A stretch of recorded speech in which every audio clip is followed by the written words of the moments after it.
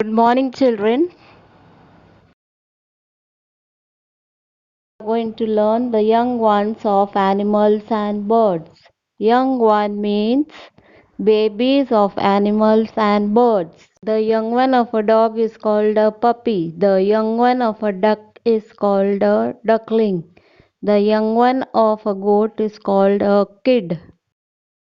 The young one of a pig is called a piglet. The young one of a hen is called a chick.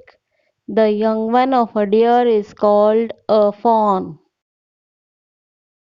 The young one of a horse is called a foal.